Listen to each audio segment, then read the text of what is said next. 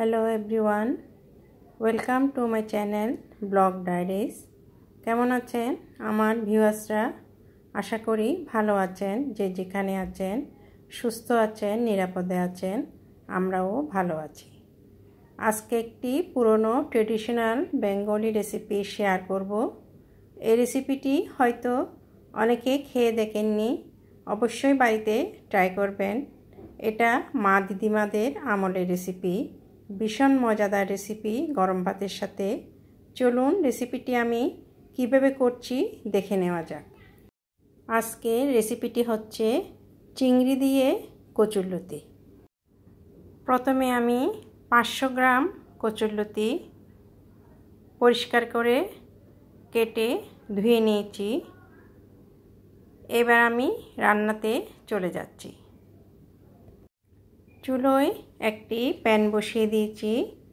দিয়ে দিচ্ছি 1 table spoon সরিষার তেল। আপনারা চাইলে সাদা তেলও ইউজ করতে পারেন। এবার দিয়ে দিচ্ছি আমি হাফ টিস্পুন লবণ, যাতে তেল না ছিটকায়। দিয়ে দিলাম 1 টেবিল স্পুন পেঁয়াজ কুচি। একটু ফ্রাই করে নিচ্ছি।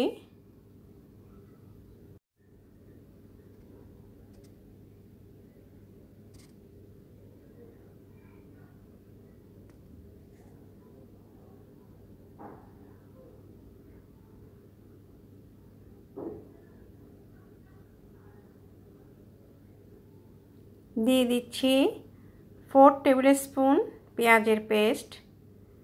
একটু ফ্রাই করে নিব যাতে পেঁয়াজের কাঁচা গন্ধটা চলে যায়।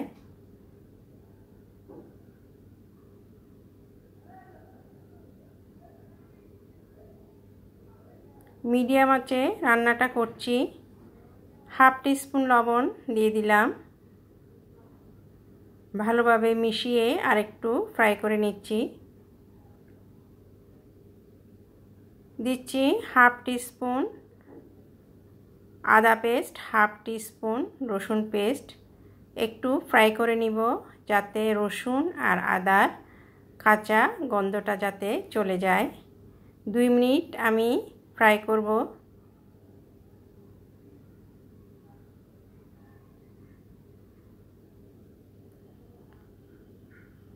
দিচ্ছি হাফ টিস্পুন হলুদ গুঁড়ো, হাফ টিস্পুন ধনে গুঁড়ো, হাফ টিস্পুন জিরে গুঁড়ো, 1 টিস্পুন লাল মরিচের গুঁড়ো।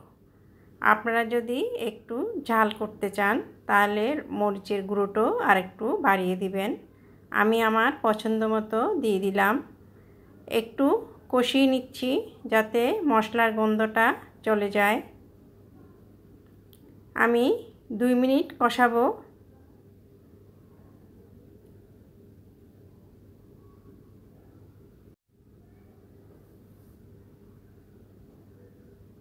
এইবার দিয়ে দিচ্ছি আমি 250 গ্রাম চিংড়ি।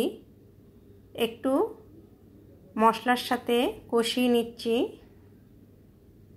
যাতে কাঁচা ভাবটা চলে যায়।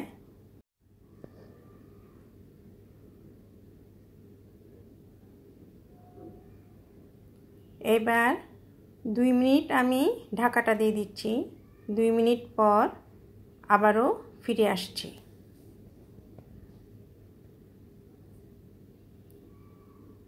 দুই মিনিট পর আমি ঢাকাটা নিয়ে একটু নেড়ে দিচ্ছি ভালোভাবে যাতে রান্নাটা হয়।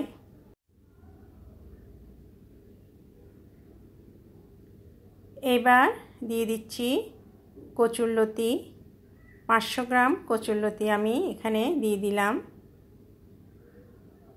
একটু কষিয়ে নিচ্ছি, সবগুলো একসাথে ভালোভাবে কষিয়ে নিচ্ছি।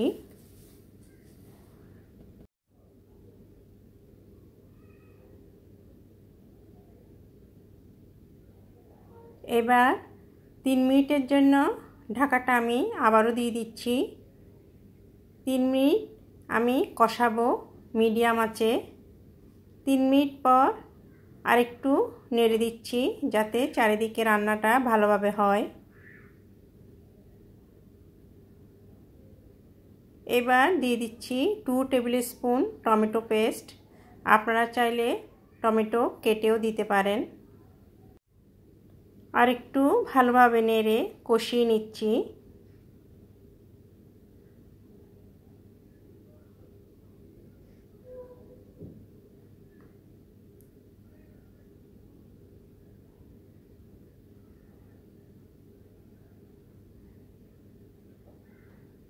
এখন আমি 2 কাপের মতো কুসুম গরম পানি দিয়ে দিলাম। এখানে গ্রেভি বেশি রাখা যাবে না, একটু মাখা মাখা হলে রান্নাটা স্বাদ হবে। এবার আবারও ঢাকাটা আমি 3 মিনিটের জন্য দিয়ে দিব।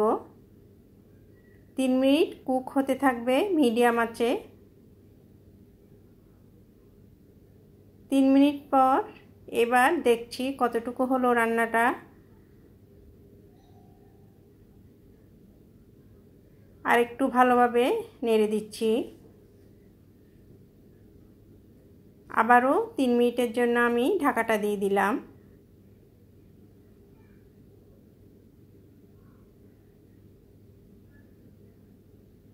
3 মিনিট পর দেখছি রান্নাটা প্রায় শেষের পথে। যারা নতুন ভিউয়ার্স ব্যাচেলার, আপনারা লবণটা একটু চেক করে আপনাদের স্বাদ মতো দিয়ে দিবেন।